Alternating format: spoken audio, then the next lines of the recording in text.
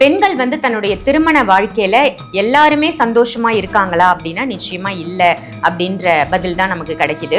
So பெண்கள் தன்னுடைய திருமண வாழ்க்கையில தனக்கு பிடிச்ச மாதிரி வாழணும், ஒரு பிரச்சனை இல்லாத லைஃபா போகணும் அப்படின்னு நிறைய பேரோட ஆசையும் எதிர்பார்ப்பும் இருக்கு. அதற்காக நிறைய வழிபாடுகளும் அவங்க பண்ணிட்டு இருக்காங்க. ஸோ சந்தோஷமா ஹாப்பியா தன்னோட லைஃப்பை எடுத்துட்டு போகணும் அப்படின்னா ஒரு சில விஷயங்களை அவங்க சேஞ்ச் பண்ணிக்கணும். நம்ம இதை மாத்துங்க, இல்லைன்னா இந்த வழிபாட்டை நீங்க பின்பற்றுங்க, உங்க லைஃப் இன்னும் சூப்பரா அமையும் அப்படின்னா எதெல்லாம் சொல்லுவீங்க குருஜி? என் அனுபவத்துல நிறைய வகுப்புகளில் இருந்தும் இந்த ஒரு வருடத்துல இருந்த இடைவெளியில நிறைய ரிசர்ச் பண்ணிட்டோமா.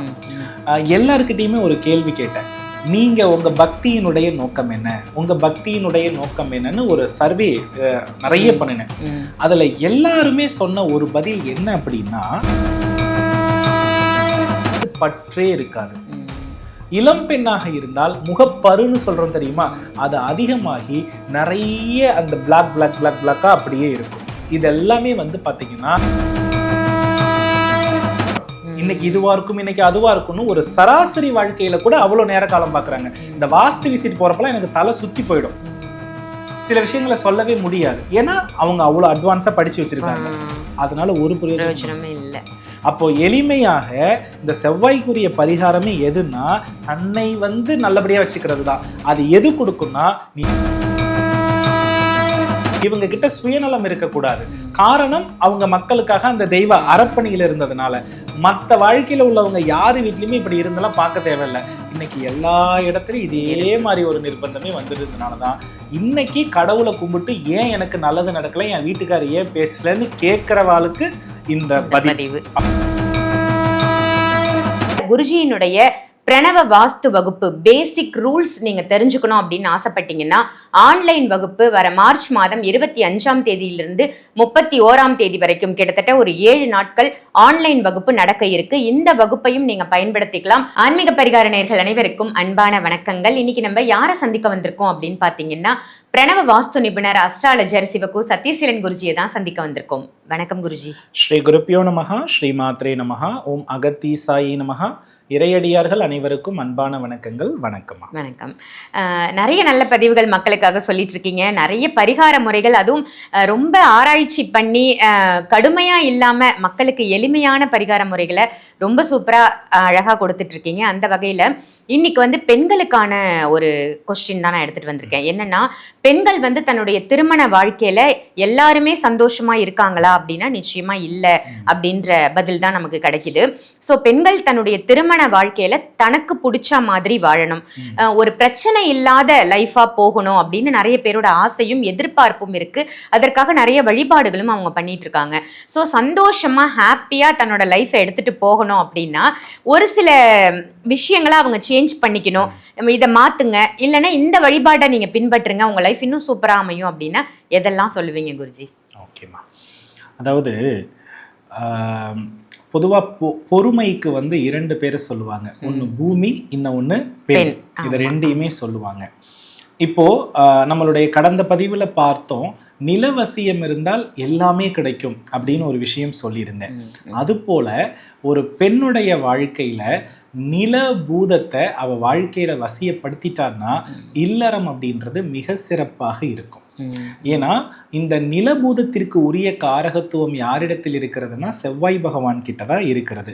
ஒரு பெண்ணுடைய ஜாதகத்துல செவ்வாய் பகவானைத்தான் நாம களத்திரக்காரகன் அப்படின்னு சொல்றோம். என் அனுபவத்துல நிறைய வகுப்புகளில் இருந்தும் இந்த ஒரு வருடத்துல இருந்த இடைவெளியில நிறைய ரிசர்ச் பண்ணிட்டோமா. எல்லாருக்கிட்டையுமே ஒரு கேள்வி கேட்டேன், நீங்க உங்க பக்தியினுடைய நோக்கம் என்ன, உங்க பக்தியினுடைய நோக்கம் என்னன்னு ஒரு சர்வே நிறைய பண்ணினேன்.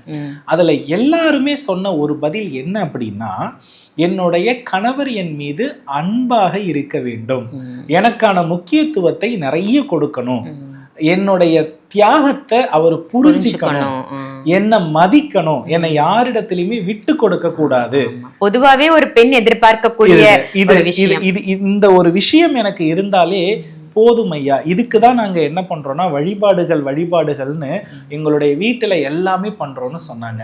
ஆனா உண்மையா சொல்லணும்னா இதற்கும் வழிபாட்டிற்கும் எவ்வித சம்பந்தமுமே இல்லை.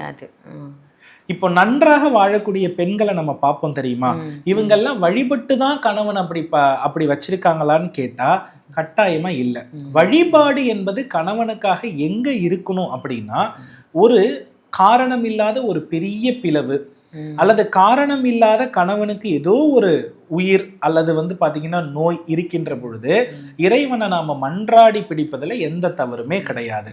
ஆனா சாதாரணமான உணர்வு, சாதாரணமான பேச்சு, சாதாரணமான வாழ்வியல் முறைக்கு என்ன ஆகுறாங்கன்னா இங்க பிரச்சனை ஆகுறாங்க.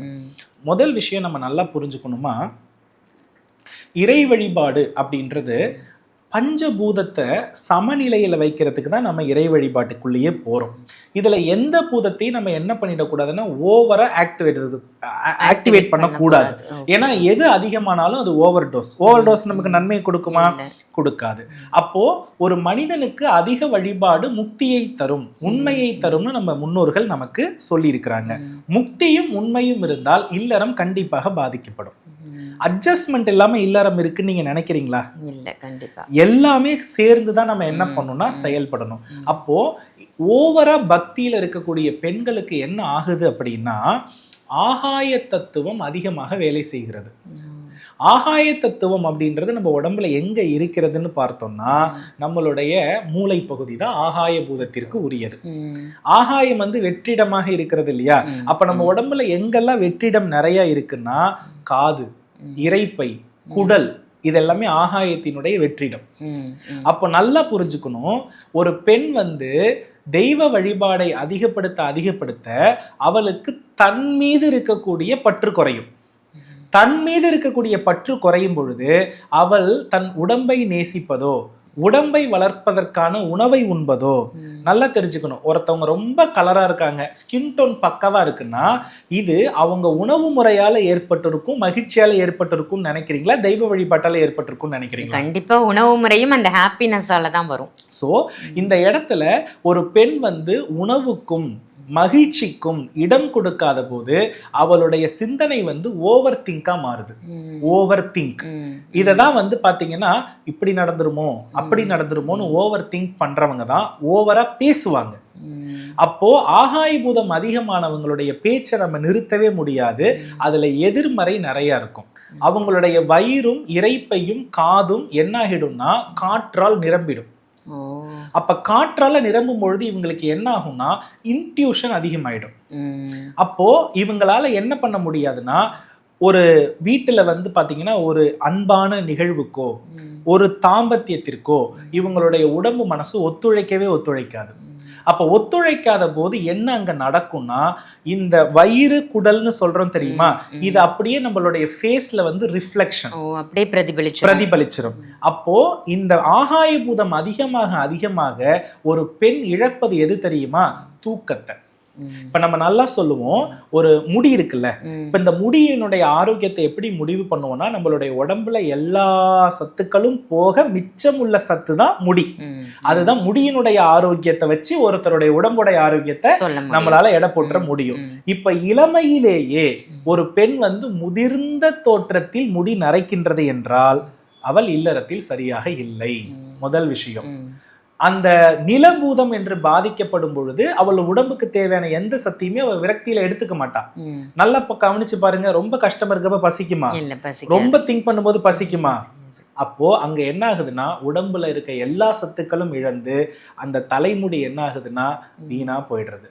ஒரு பெண் இருந்தாலும் சரி, ஆணா இருந்தாலும் சரி, இளமையிலேயே ஒரு நரைத்தன்மை வருகிறதுனாலே அவங்க ஏதோ வாழ்க்கையில அனுபவிக்காம தியாகம் பண்ணிக்கிட்டு இருக்காங்கன்றதுதான் பொருள். முதல் விஷயம். ரெண்டாவது விஷயம், நிலபூதத்தினுடைய அடுத்த அடையாளம் நம்மளுடைய தோல். தோல்ல சுருக்கங்கள், ட்ரைனஸ், வெடிப்பு, இதுவும் ஆகாய பூதம் அதிகமாக இருக்கிறதினுடைய அறிகுறி.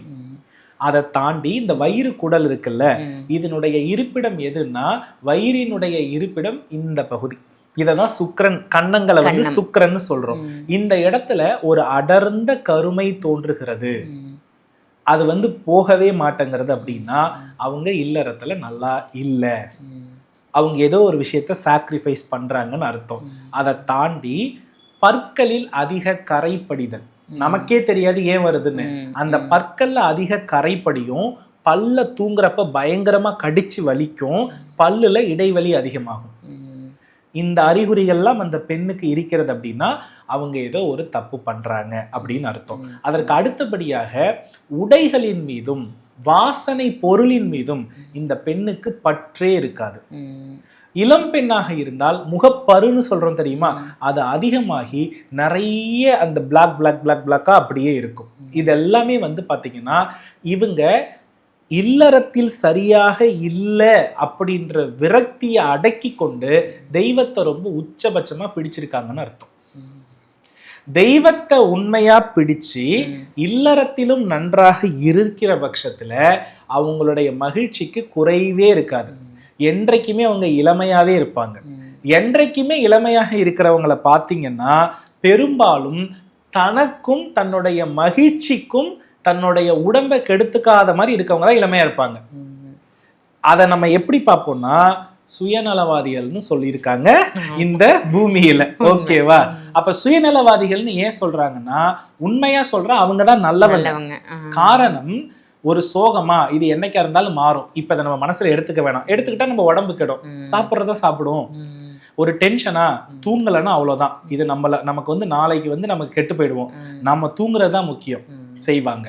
இப்படி தன்னையும் தன் உடம்பையும் பார்த்து பார்த்து பார்த்து பார்த்து பாதுகாத்து தன்னை கெடுத்துக்காத ஒரு மனநிலை எந்த ஒரு பெண்ணுக்கோ ஒரு ஆணுக்கோ இருக்கிறதோ இவங்க தாம வாழ்க்கையில பணத்தையும் மகிழ்ச்சியையும் அந்த நிகழ்கால வாழ்க்கையே சரியா வாழ்றவங்க. இந்த நிகழ்காலத்துல என்னுடைய மனநிலையே இல்லை, ஒண்ணு எப்ப பார்த்தாலும் என்னோட இறந்த காலத்துல நடந்ததை பத்தி கவலைப்படுறேன், இல்லைன்னா எதிர்காலம் என்ன ஆக போதோன்றதை பத்தி கவலைப்படுறேன். இவங்க எல்லாம் ஆகாய பூதம் இன்க்ரீஸ் ஆனவங்க. இவங்க வீட்டுலதான் ஒரு படம் இல்ல 100 படம் இருக்கும். இவங்க வீட்டுல தான் வாசல்ல இருந்து வீடு வரையும் நிறைய, ஏன்னா ஆகாய பூதம் என்பது கோவிலை குறிப்பது. எங்க வீட்டுக்கு வந்தீங்கன்னா குருஜி எங்க திரும்பினாலும் அப்படியே தெய்வங்களாவே இருக்கும்னு சொன்னா உங்க வீட்டுல ஆகாய பூதம் இயங்கி நிலபூதம் அடி வாங்கிடுச்சுன்னு அர்த்தம். இப்ப ஆகாயத்துல வாழ்றவங்க உடம்போட வாழ முடியுமா, ஆன்மாவோட வாழ முடியுமா? ஆகாயத்துக்கு போறது எது? ஆன்மாதான். அப்போ உங்க வீட்டுல அப்ப உடம்பு இங்க அழியிறது பேருதான் நம்ம வீட்டுல பண்ற அதிக தெய்வ வழிபாடு. இல்லறத்துல வாழ்றதுக்கு ஆன்மா தேவையா, உடம்பு தேவையா? உடல் தான். இந்த மகிழ்ச்சி அப்படின்றது ஸ்பரிசித்து அனுபவித்து இருக்கிறதுக்கு தானே இருக்கு. அப்போ ஆகாய பூதம் அதிகமாக அதிகமாக இந்த உடம்பு அழிந்து கொண்டிருக்கிறது அப்படின்றதினுடைய வெளிப்பாடு தான் சோர்வு, நோய், உடல் வலி, புலம்பல், அதிகம் பேசுவது, அதிகம் சந்தேகப்படுவது. இது எல்லாமே ஒரு பெண் வீட்டுக்காரர் பேசுறது அத்தனையிலுமே சந்தேகமாவே பாக்குறா, என் வீட்டுக்காரர் என்ன தவிர எல்லாத்தையுமே பாக்குறாருன்னா நிலபூதத்தை நீ வசியப்படுத்தாம அந்த வீட்டுக்காரர் எப்படிமா உன்கிட்ட கனெக்ட் ஆவாரு? நல்லா புரிஞ்சுக்கணும். ஒரு மரம் இருக்கு, அது ரொம்ப அழகா இருக்குது, ரொம்ப பசுமையா இருக்குது. ஏன் அப்படி இருக்குது? அதுக்கு விடக்கூடிய தண்ணீர், அதுக்கு விடக்கூடிய உரம், அதோடைய கால சூழல், அதோடைய அதை நம்ம கரெக்டா பாத்துக்கிற விதம், அதை வச்சுதானே செழிப்பு. அப்போ அதை தானே நம்ம ஆச்சரியமா பார்ப்போம். அப்போ நம்மளும் நம்மள அப்படித்தானே பார்த்துக்கணும். இப்படி பார்த்து கொள்பவர்களைத்தானே அழகுன்னு நம்ம சொல்றோம். அப்ப அதை ஒரு பெண் செய்யணுமா, செய்ய வேண்டாமா? இதெல்லாம் தெய்வ வழிபாட்டுல கிடைக்குதா? இல்ல. இதெல்லாம் பண்ணாம நம்ம முன்னோர்கள் கரெக்டா இருந்தாங்களா? முன்னோர்கள் எல்லாத்தையுமே இதை கரெக்டாக ஃபாலோ பண்ணி நல்லா சாப்பிட்டுட்டு கம்பு கேழ்வரகு அத்தனையும் சாப்பிட்டு இளமையா இருந்தாங்களா? இன்னைக்கு நல்லா பாருங்க, வீட்டுக்குள்ள பிஸியே இல்லாம உட்காந்துட்டு நம்ம என்ன பண்றோம்னா எப்ப பார்த்தாலும் ஒரு பெண்ணுடைய பிரச்சனை என்னன்னா கணவர் யாரோட தொடர்புல இருக்காரா, யாருக்கிட்டையாவது பேசுறாரா, அதுக்கு நான் சாமி கும்பிடுறேன். இதை எப்படி சரி பண்ண முடியும்? மொதல் விஷயம், அவர் இருக்காருன்னா அப்ப நம்ம கிட்ட ஏதோ ஒண்ணு இல்லைன்னு தானே இருக்காரு, அதை நம்ம சரி பண்ணணும் அப்படின்னு ஒரு பயத்தை உருவாக்கணும்னா அப்ப அவ எதை பாதுகாத்துக்கணும்? தன்னை கரெக்டா வச்சுக்கணும். அதுக்கு பேரு தான் மகாலட்சுமி வழிபாடுமா. அதை தான் மகாலட்சுமி சொல்லித்தராங்க. அழகு, இளமை, உணவு. நல்லா தெரிஞ்சுக்கணும், லக்ஷ்மி கடாட்சம் என்பது அழகு, நடனம், கவர்ச்சி, சிரிப்பு, அலங்காரம் இதெல்லாம் குறிப்பது. தெய்வ கடாட்சம் என்பது இதை எதையுமே விரும்பாதது. இவங்க என்ன நினைச்சுக்கிறாங்கன்னா லக்ஷ்மி கடாட்சம் என்பது தெய்வ கடாட்சத்தா தன்கிட்ட நிறைய தெய்வ குறியீடுகள் வச்சிருந்தா, தெய்வ குறியீடுகள் மாதிரி இருந்தா, அம்பாள் மாதிரி நம்ம இருந்தா அதுதான் லட்சுமி கடாட்சம் நினைச்சுக்கிறாங்க. நீங்க அம்பாள் மாதிரி உங்களை கற்பனை பண்ணிட்டீங்கனாலே உங்களுக்கு ஆகாய பூதம் வேலை செய்ய ஆரம்பிச்சிடும். ஆகாய பூதம் வேலை செஞ்சிருச்சுன்னா யாரு என்ன தப்பு பண்றா, யாரு என்ன பொய் சொல்றா, இது அத்தனையும் தெரியும். இது யாருக்கு தெரியுமா பொருந்தும்? விருச்சிக ராசிக்காரர்களுக்கும் விருச்சிக லக்னக்காரர்களுக்கும் பொருந்தும். இவங்க யாருக்கிட்டையும் ஒத்து போகவே மாட்டாங்க. அப்போ எனக்கு ஒருத்தவங்க பொய் சொல்றதே பிடிக்கல, எனக்கு உண்மையா இருக்கிறது தான் பிடிக்கும், நான் வந்து யாரையாவது பிடிக்கலன்னா அவங்கள திரும்பி கூட நான் பார்க்க மாட்டேன்ற குணம் இருந்துச்சுன்னா இவங்கெல்லாம் ஆகாய பூத கட்டுப்பாட்டுக்குள்ள இருக்கவங்க. இவங்களுக்கு சந்தேகம் மட்டும்தான் வாழ்க்கையே இருக்கும். இவர்களால் இல்லறத்துல என்ன செஞ்சாலும் வாழ முடியாது. ஆனா தெய்வ வழிபாடு மட்டும் உச்சத்துல இருக்கும். ஆகாய பூதம் நல்லா இருக்கவங்க தான் செஞ்ச தப்ப ஒத்துக்கவே மாட்டாங்க, தான் செஞ்சதுதான் சரின்னு பேசுவாங்க. அப்போ இவங்களுடைய மெயினான பிரச்சனை அல்சரா இருக்கும், மெயினான பிரச்சனை டாண்ட்ரஃபா இருக்கும், மெயினான பிரச்சனை முதுமையா இருக்கும். அப்போ நம்ம உடம்புல ஆகாய பூதம் இருக்கிற இடத்த என்னைக்குமே வெற்றிடமா வைக்கக்கூடாது. இப்போ வெற்றிடமா வைக்கக்கூடாதுன்னா 3 வேலை இல்லை, எத்தனை வேலைனாலும் உடம்புக்கு தெம்பானதையும் அழகு கொடுக்கறதையும் சாப்பிட்டுக்கிட்டே இருக்கிறது தான் ஒரு பெண் இல்லறத்துல நல்லா இருக்கிறதுக்கான பரிகாரம். அவ்வளவு தூரம் சொல்லி இறுதியா நம்ம உணவு. சரியா? அப்ப என்னன்னா அந்த நிலபூதம் தரக்கூடிய செவ்வாய் பகவான் இது எல்லாத்தையுமே சரி பண்றதுனாலதான் ஃபாரினர்ஸ் இன்னைக்கும் ஃபாரினர்ஸா வாழ்றாங்க. அங்க விட நம்ம ஊர்லதான் எல்லாம் கிடைக்குது.